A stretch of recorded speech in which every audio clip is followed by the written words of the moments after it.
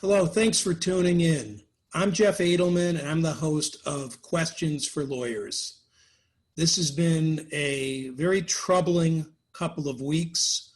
It's been a very troubling couple of months for other reasons, but the past 2 weeks in particular have been of major concern because we're dealing with the same issues that we've seen for hundreds of years in America. And I struggle to find ways to try to be a good ally in the Black community. I believe in civil rights, equality. And I thought, in order to do that, why not take this platform and let's just have a discussion. Let's talk. Let's talk about what we can do to be better Americans, to treat each other better, and to understand each other and what we're all going through. And from my time on the board of the Palm Beach County Justice Association, I met Byrnes Guillaume.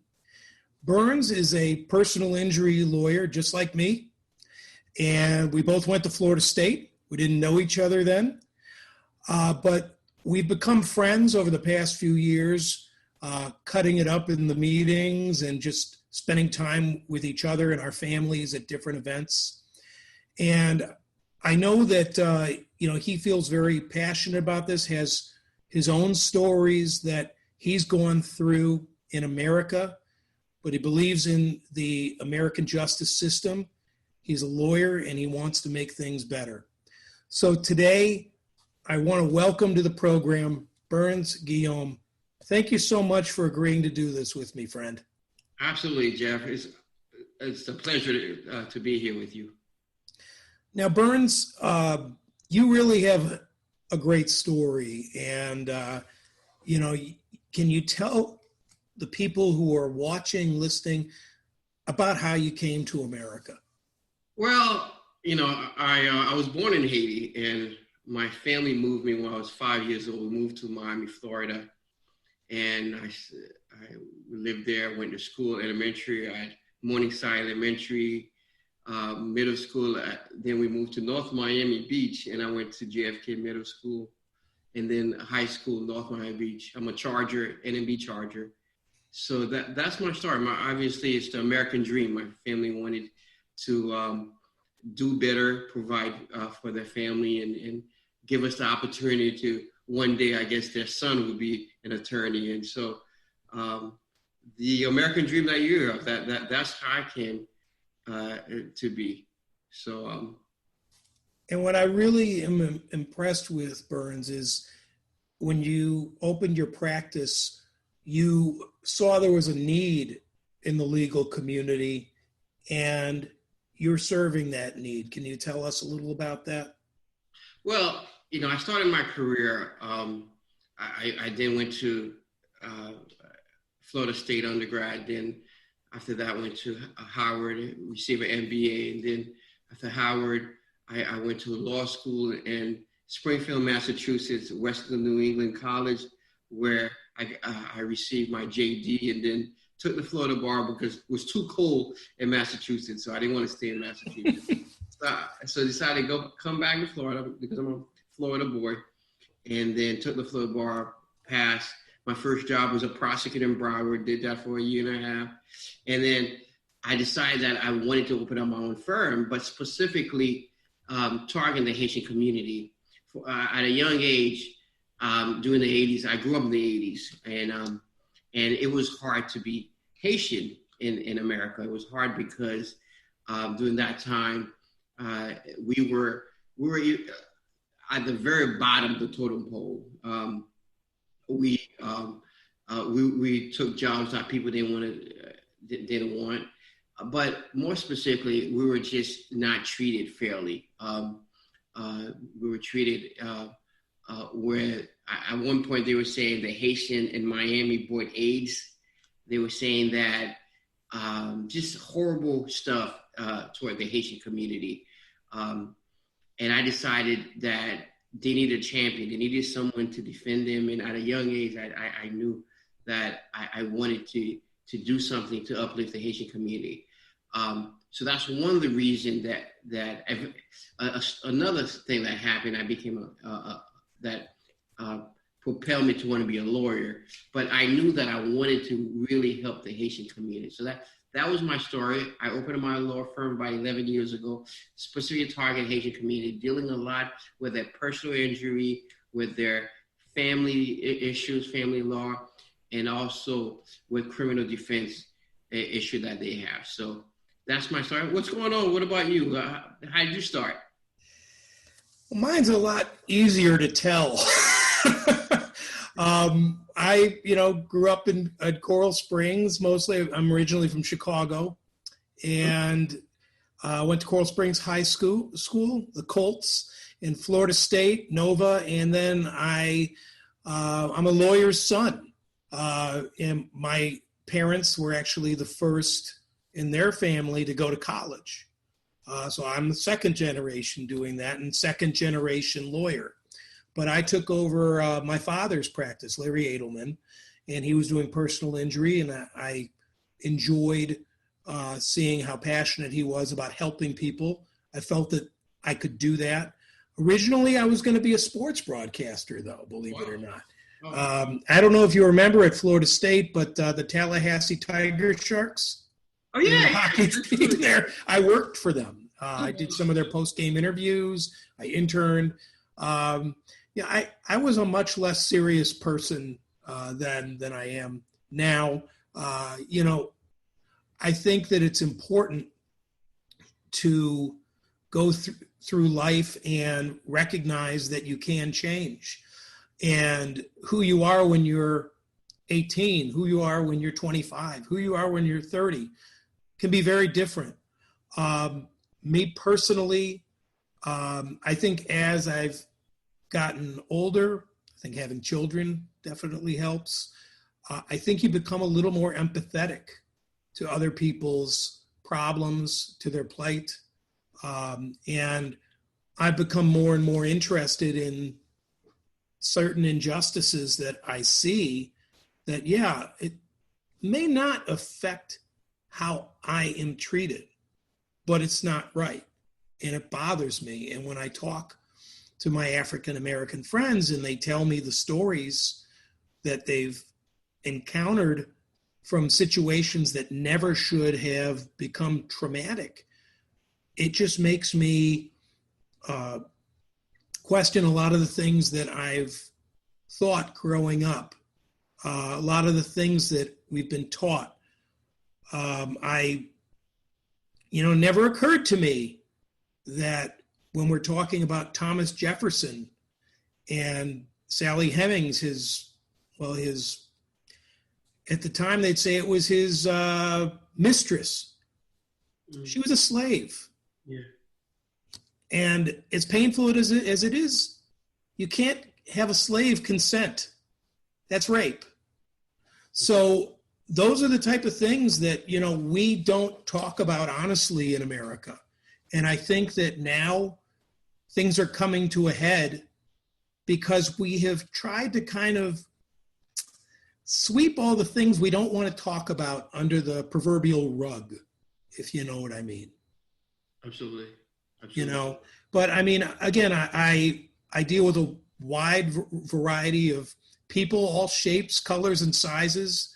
I think that helps you become a little more empathetic, try to be a little more understanding.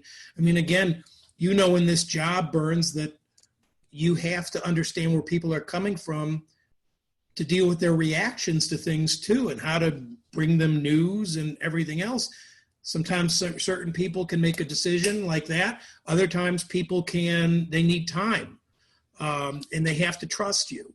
So, I mean, there's a lot of psychology in this job. So I'm always trying to get better, trying to understand people better. Absolutely. Let me ask you a question. While attending Florida State, did you have any issues in terms of where you saw social injustice or something where you've experienced? Well, you and I had, talked about this before, but what I had not remembered, and I should have remembered, is one of my roommates actually had a Confederate flag in his room. It wasn't my roommate, it was like a suite mate. And I thought it was strange, really weird, because being down here in Southeast Florida, you don't see that, or at least you didn't see that so much. And I guess as I got a little bit older, I realized how harmful that is. I never thought about it when I watched the Dukes of Hazzard and I saw it on top of the General Lee. I mean, one of my favorite, I didn't even know what General Lee was at that time. But these are the type of messages that were put forth to all of us, and we're desensitized to it. And I can't imagine if I was a person of color seeing that, like, you have got to be kidding me. This is the number one show on television. Like, I don't know if you watch that show or not, but looking back at it, I mean, it's kind of embarrassing to have that. And it just never should have been. I had my own, not necessarily at Florida State, but in Gainesville, I had an issue. I lived in Gainesville for a little bit with prejudice, some anti-Semitism. I am Jewish. And I left a job. It was very painful.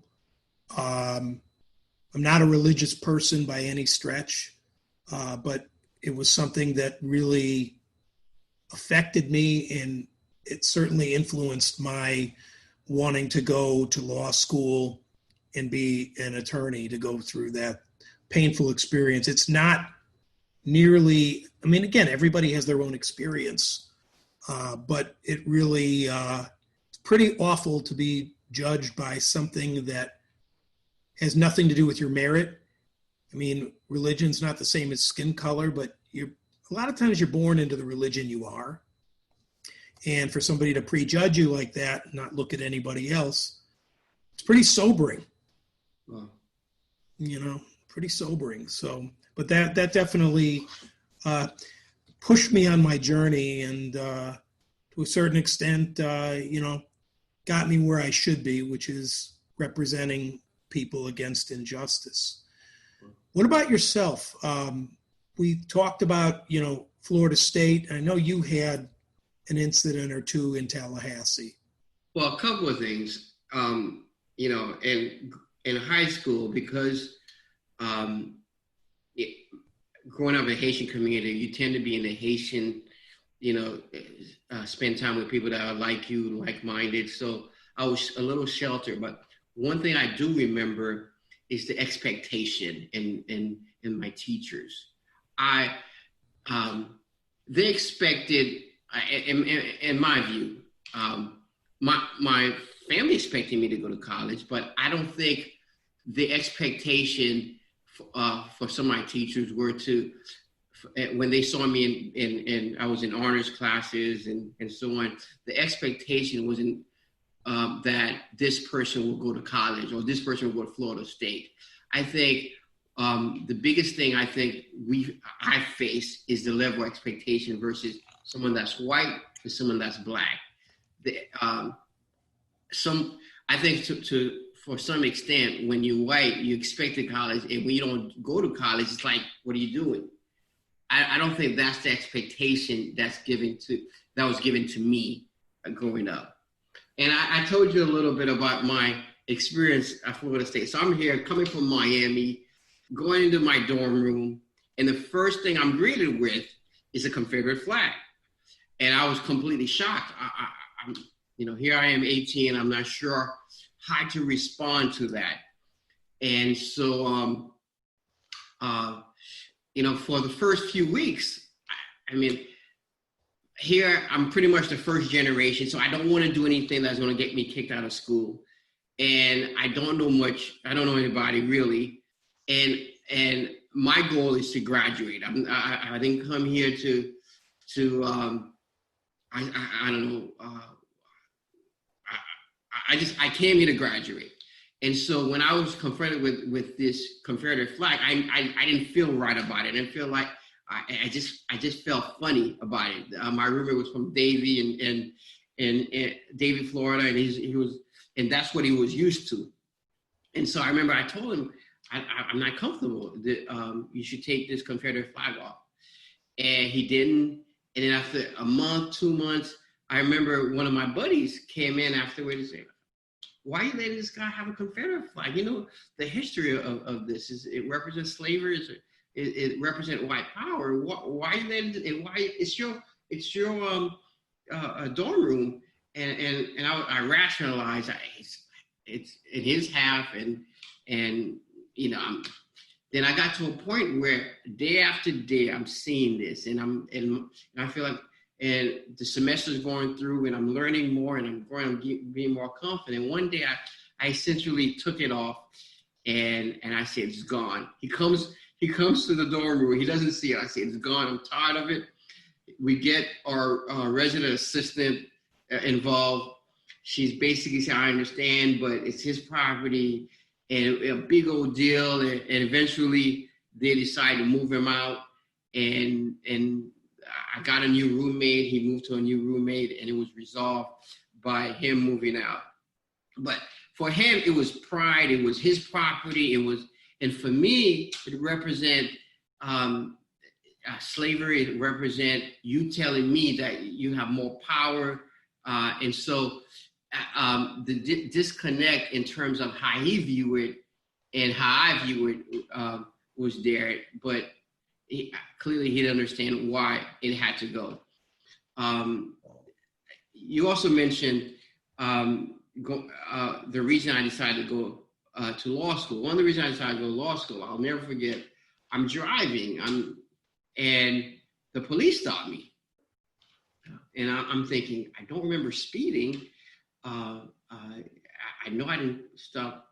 I didn't go run over a stop sign. So why is the police stopping me? So the police stopped me, and he said, obviously asked me for my license and registration. I had that, and officer, why'd you stop me? And he said, you were speeding. I said, no, I wasn't. I was checking the speedometer and I was not speeding. And he gave me a ticket for speeding. And I remember I was so mad and I couldn't understand why he stopped me. And in addition, giving me a ticket. So I said, I'm going to fight it. And I decided that I was going to court and fight it. And I went to court and everything seemed to be so fast. It went really fast. And I tried to explain to the judge, I didn't do it. The judge didn't have it. They didn't want anything to do with me. They didn't believe it. The officer showed up, said, I did it, and that was it. And that's probably the significant thing that caused me to go to law school, because first, I didn't think it was right that they stopped me for no reason. Pretextual stop. You guys heard of it. It happens. You are stopped and for no reason, just to check to see if you fit a certain criteria or are you doing something afoot. Just a whole process of just and being in, it was traffic court. It wasn't right now I do civil jury trials. It wasn't anything like, it was just traffic. It was just a judge. But the whole process coming before the judge and trying to persuade the judge to see my side, and the way the judge, I felt like didn't listen, just completely took the officer's side. And I got to know about this process. I want to be more involved in this process. I want to know more. And that's probably the significant reason why I decided to go to law school. So, I mean, it sounds like you went to that hearing and the guy wasn't even going to listen to anything you had to say. Nope. And, and a lot of people don't understand about police. We talk about police brutality and we talked about police. So now people are shocked that police are falsifying the police records, the police probable cause affidavit. Yeah, we knew that. We knew that they lied. They lied in the police report. And so America is now seeing countless examples from what happened with Mr. Floyd to countless other stories we've been hearing where police have falsified the police report. They claim one thing, but the video shows something completely different. Even the elderly gentleman that they pushed in Buffalo. Yeah, up in Buffalo. They were saying that he tripped. And clearly, that's not the case. The video doesn't show that. So the police falsify police record, and not all of them. Let me not say not all of them, but some do. And so that's it's been a reality for a lot of us, people of color, people that look like me. It's happened to me. And I can't imagine, I don't know when this happened to you, but I would imagine it was before smartphones. Yes. Yes. How long have you been practicing? So I became a prosecutor about 2008, early 2008, and in late 2009, I opened up my law firm. But graduated from law school 2006. So passed the bar in 2006, but really started practicing in 2008 when I became a prosecutor. So. Understood.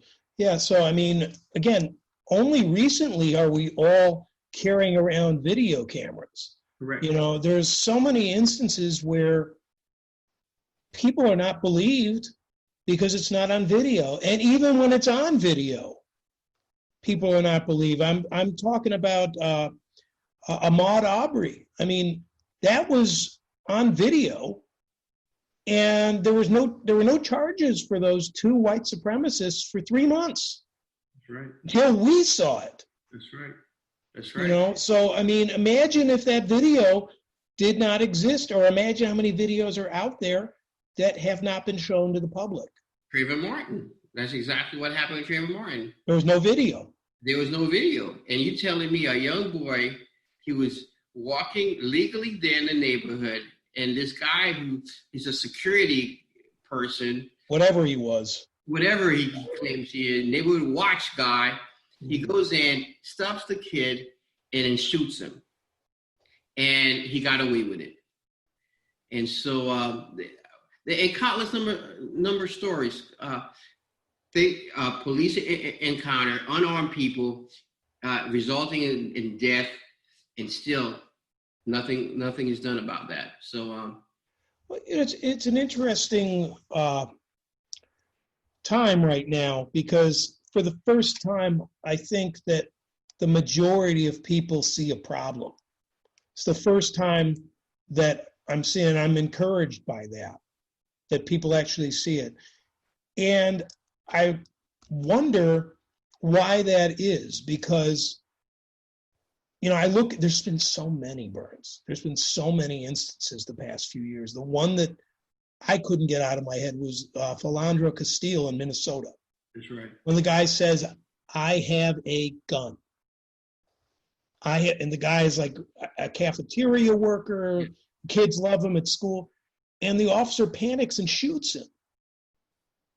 I mean, why is it now? Why is it that with the murder of George Floyd, that people finally are starting to get it? Do you have any theories as to why? You know what? People are just tired. I mean, America's just tired seeing unarmed black men dying. I think it got to a point where it's just enough is enough. And I remember when I saw it, and I was like, just enough is. You get to a point where it just, you know, it's enough is enough. And I think America is at that point.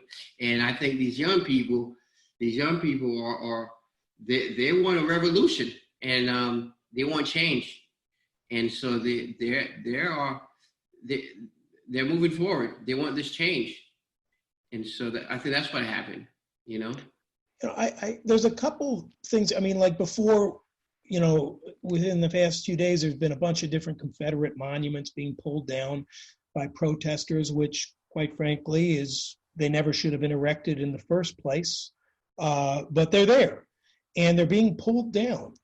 And I just wonder if having this pandemic going on right now And with the constant barrage of fear and bad news over the past few years, I'm wondering if people's nerves got so raw and people got to a point where, like, you know what, we're doing it all wrong. We're doing it wrong.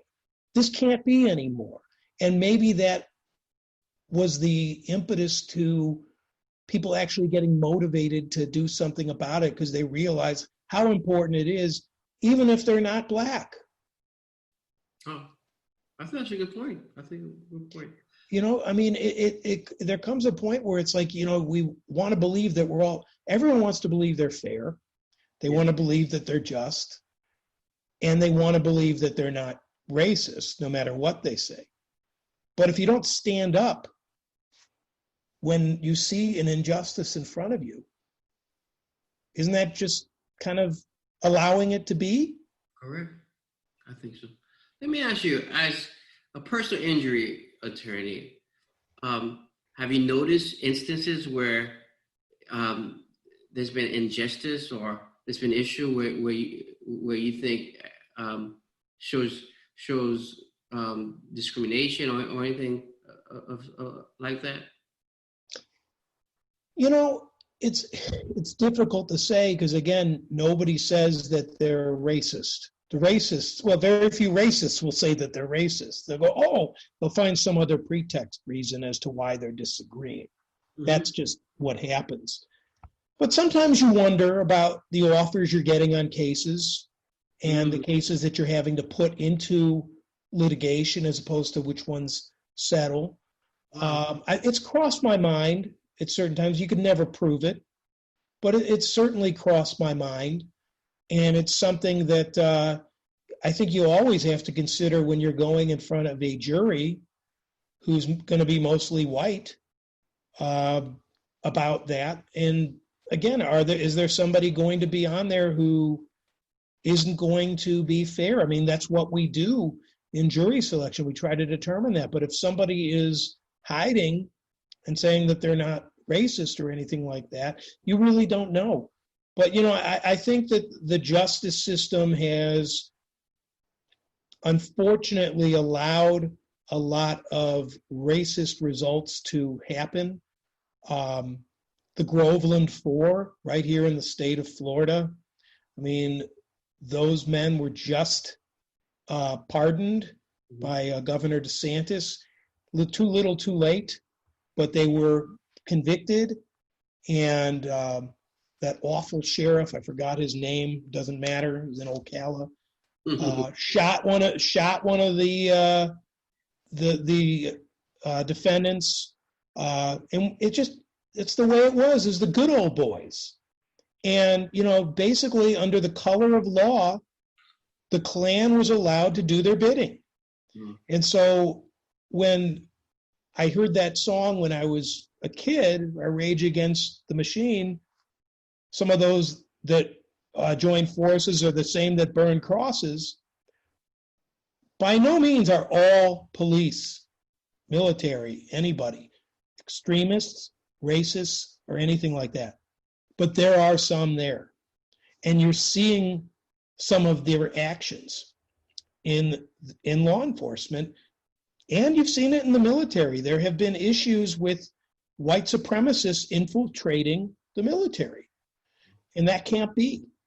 And unfortunately, over the past 3.5 years, there's only been one president, I believe, and he's done nothing to push that back.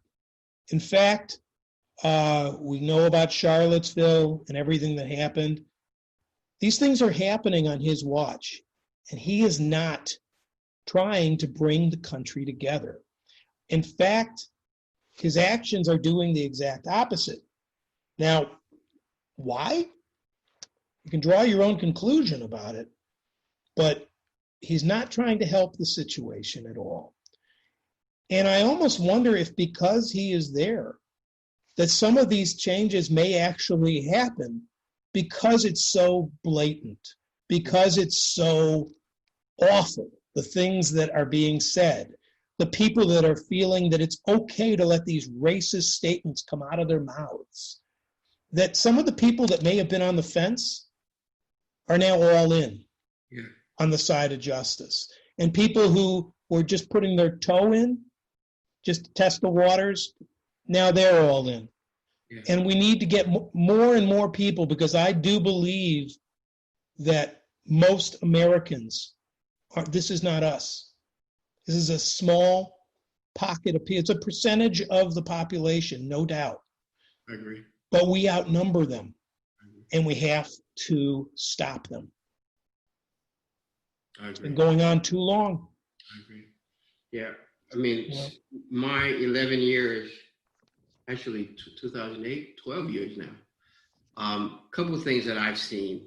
I've seen a white person, a black person committing the same crime, assuming that they have the same criminal history, and consistently you'll see that the white person will get a lighter sentence or a lighter punishment than the black person. And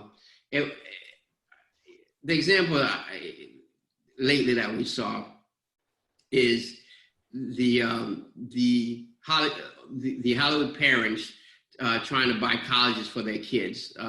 Those are the stars, and they're getting sweet deals right now, and countless cases where we've had where mom have gone to a different district. They may live in one district, but have sent their kids to another district for better opportunity, better school.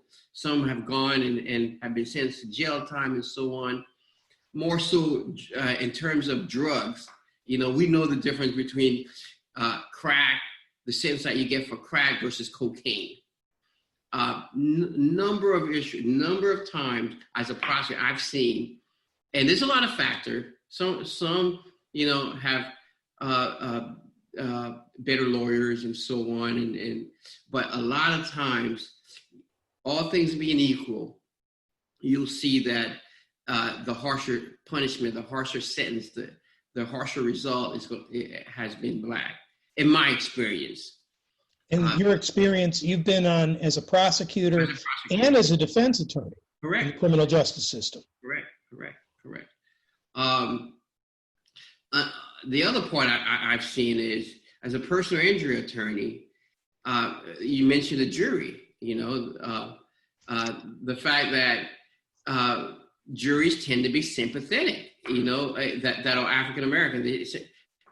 I think they're sympathetic because they can relate, and so I've seen it where the defense attorney would have stricken someone, and I tell them, I'm like, besides the fact that they're black, I don't see why they're being stricken. And so I've seen it, and you're familiar with the case law that's there, where if someone is part of a class, you gotta show a race-neutral reason why you challenge them to be in the jury. And so the case law was there because people have in the past, and lawyers in the past have done it, have stricken people of color and not be there so that they can ensure an outcome favorable to them. And so, I've seen that. And like I said, I represent mostly Haitian. Probably 95% of my clients are Haitian. And so I'm there in terms of when a adjuster lowball, give a lower value. I'm there when they go to court and they can't speak English. They have an interpreter. Right now, they're behind the ball because they can't speak English. They have an interpreter. And so awarding damages, awarding money because they've been hurt, someone in the jury may think that it's lottery. They're trying to make money, trying to gain the system when there's real injury and they're trying to get compensated for. So I've seen it, and just like you, and it's tough. It's very tough when it's supposed to be equal justice under the law. I mean, that's the phrase. But when you see it as a lawyer, it's not that. It's aspirational. We want that. but we're not there yet, and it's 2020. And I think that anybody who believes that everything is equal, just, tie your bootstraps tighter and everything else, certain people get advantages. I am aware, growing up in Coral Springs, from 2 college graduates, that I had opportunities that are different than yours. Okay? I get that. But we're in the same place.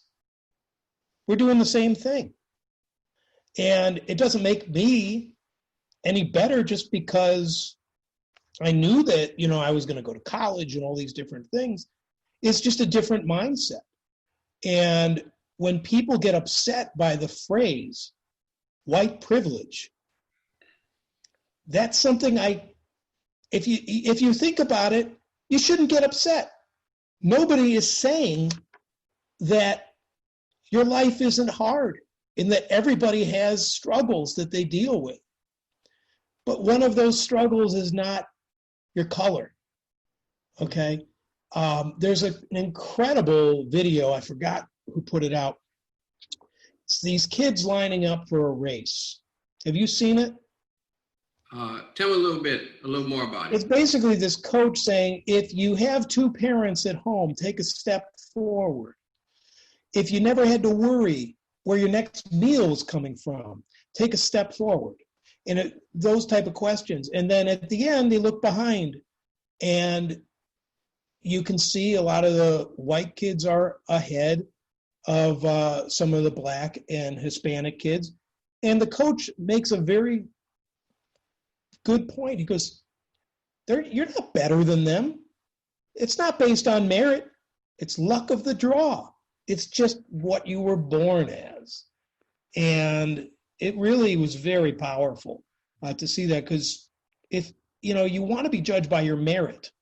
Yeah. And I think that's really what we all should be striving for. That's what Martin Luther King said.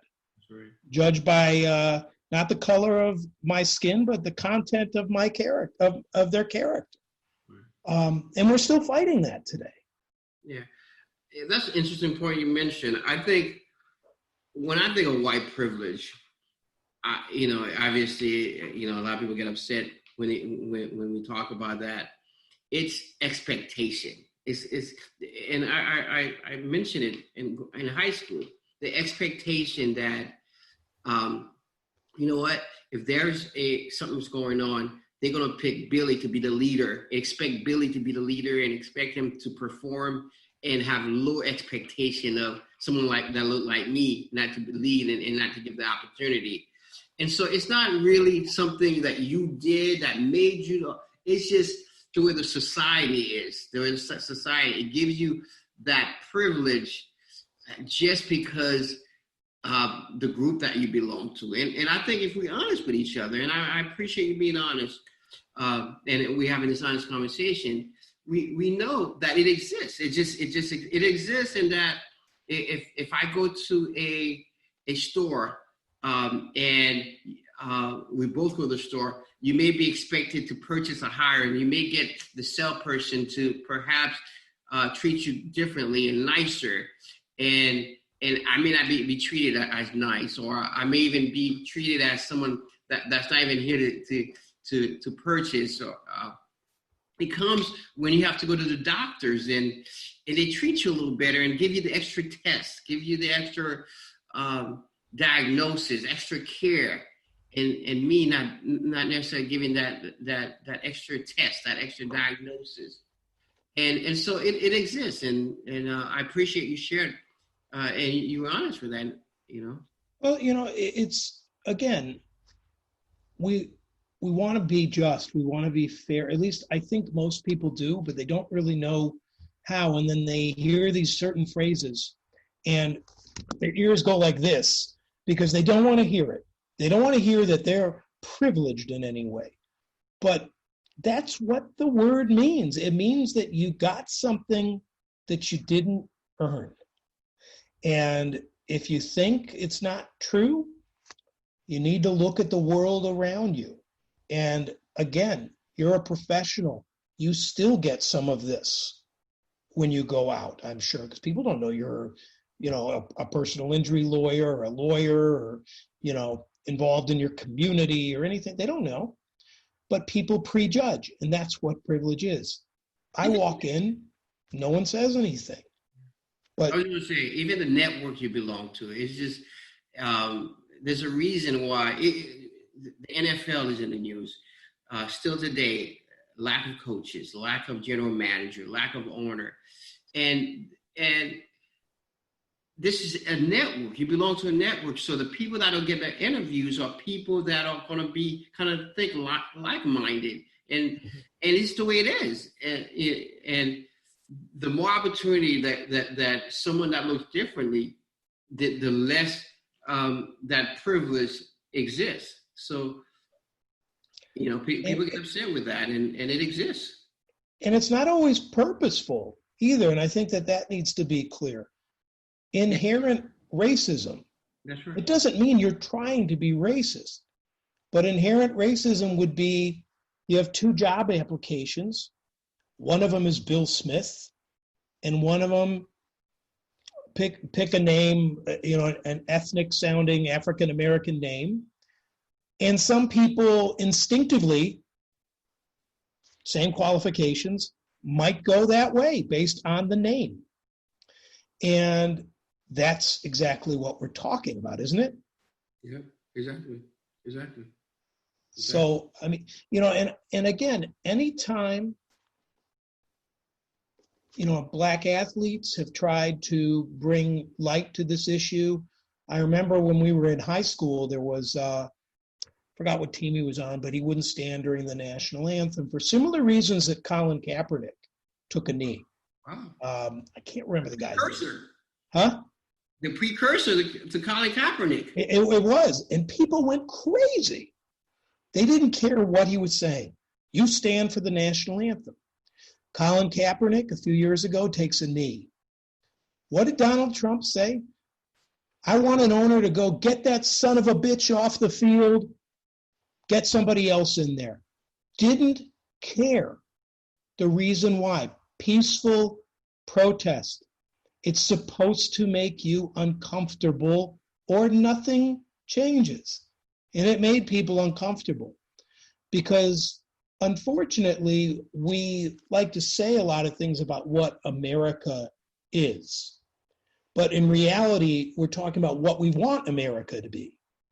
And when we don't listen to people, when they're trying to tell us in a peaceful way, the inevitable consequence is at some point there's violence, then there's protest. And I'm thankful that, things are more peaceful now. But the kneeling was a statement, and it wasn't, I hate America. It was, I want you to pay attention to the problem that the Black community has with being racially profiled in police encounters and other encounters for that matter. Colin Kaepernick. We just want it. We want it to stop. We want unarmed man, Black man, stop being killed. We want what happened with armored robbery to stop, where you're in a neighborhood and you get shot, and if not for the video and people coming in and raising hell, these people were getting away with it.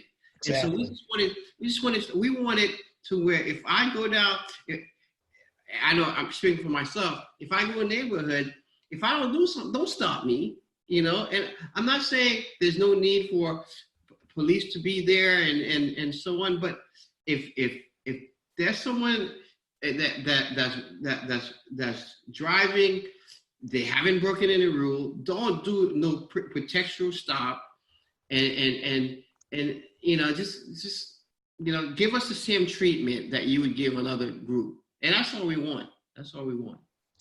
And that's what you should expect. That's how it is supposed to be.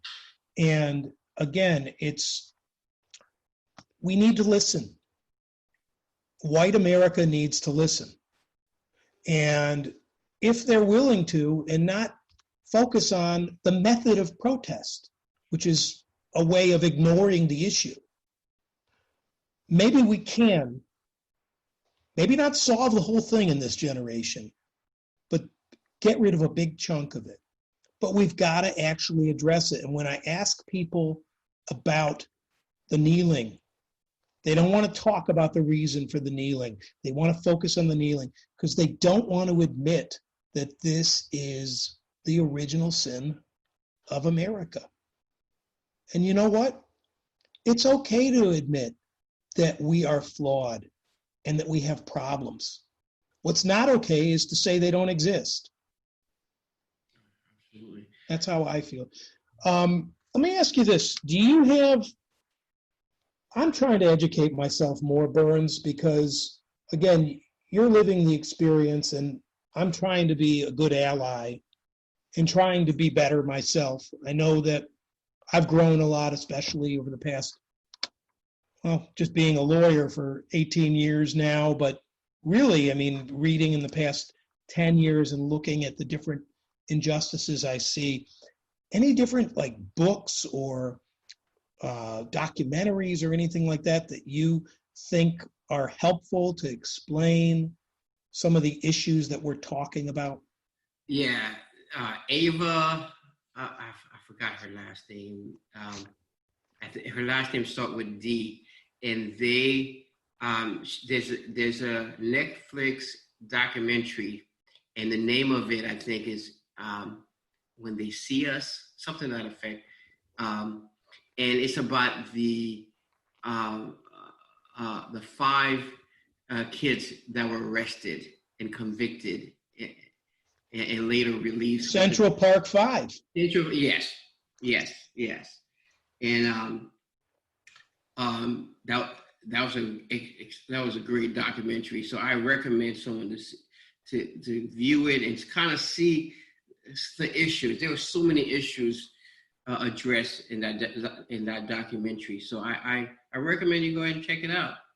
And do they talk about the full page ad that Donald Trump took out in 1989? I believe it's a 5-part series, and so I recommend that. He still thinks they should be in jail even though they've been completely proven innocent. Yeah. Because he can't admit mistake. Yeah.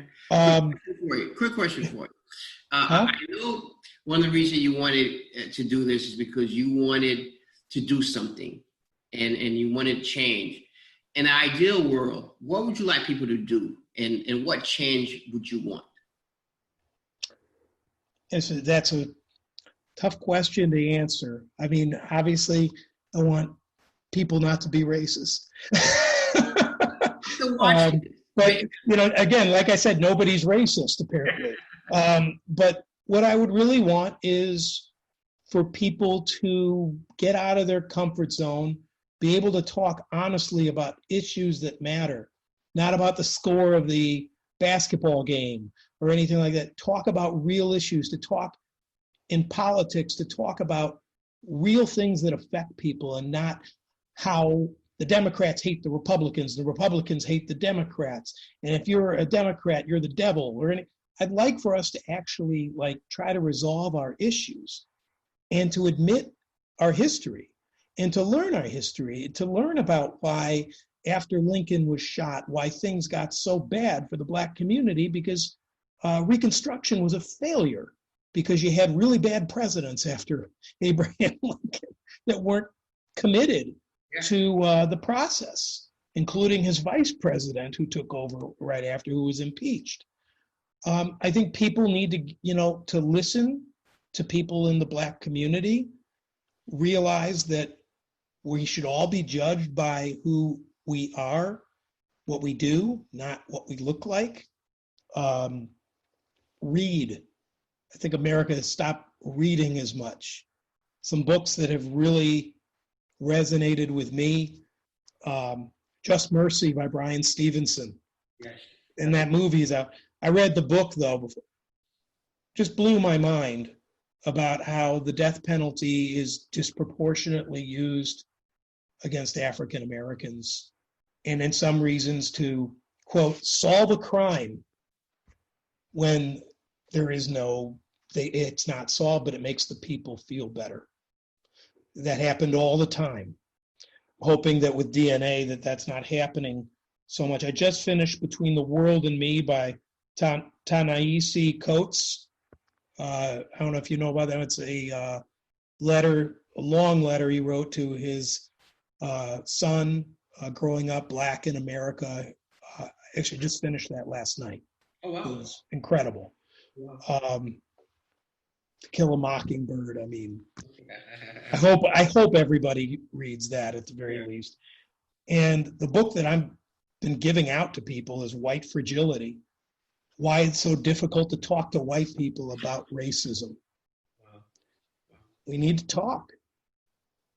I mean, if we aren't willing to do that, then we can't say that it's equal justice under the law. I want to be able to say that and mean it. And maybe we're at a point where we can actually make it somewhere that, other generations couldn't. I see the younger kids, I see my sons, and the way I'm raising them, I mean, they don't care. And I'm seeing other people like that too. But even, again, I'm Jewish. You hear things growing up. Jewish people can be prejudiced just because, people are anti-Semitic. There's certain words that I won't say, but I heard for Black people growing up, and it made me cringe. And I'm ashamed to say I didn't always say, don't say that. Because I didn't. It was just, again, it's something that unless you realize the impact it has on people that are close to you and people that you care about, you just don't know. So for you to come out here and share your stories, I cannot imagine what it would have been like for me living in a room with a swastika on the wall from my roommate. But you had to endure that for months. And the reason you did that is because you're the first generation to go and you didn't want to rock the boat. Right. Because you were worried that they might blame you for it. Yeah. That you were overreacting. You're not overreacting, though. That shouldn't be, and it never should have been. So, again, this is something that I hope we can do again, Byrnes. It's really, it's a tough topic. It's tough to talk about. But I'm really glad you shared with me. And, I'm hopeful that people can change. I do believe people can change. Absolutely. Well, thank you again for inviting me, and thank you so much for your passion. And it was your idea to say, hey, let's do something, and it was your heart to want to do something. I want you to know that you are making a difference. Just the fact that you are having this conversation, and maybe one person will view this and will see it and will start thinking about some issues differently. Or maybe someone that's been silent. They've been silent because they don't want to rock the boat like I was in my freshman year in college at Florida State. They don't want to rock the boat, and you kind of, understand some of the issue, but you just don't want to rock the boat. And you talking about it, talking about white privilege, talking about the different books and the different ways that the system is not fair. And hopefully, that'll make a difference, and one person will change and will make a stance and do something different. And so you are making a difference. I thank you so much for your passion. Thank you so much for everything you're doing. And again, thank you for inviting me. Well, I just want America to be what I learned it could be, what aspirationally it's supposed to be.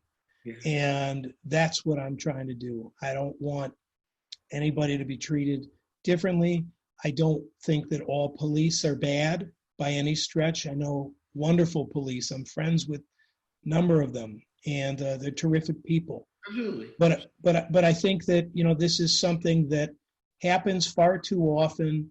We have to do something about it. I think that there's a lot put on the police. I think that, some of the things that are going on right now, I think what really needs to happen is some of the expectations that we have for the police need to change as well. Sometimes the police aren't the right solution to every single problem.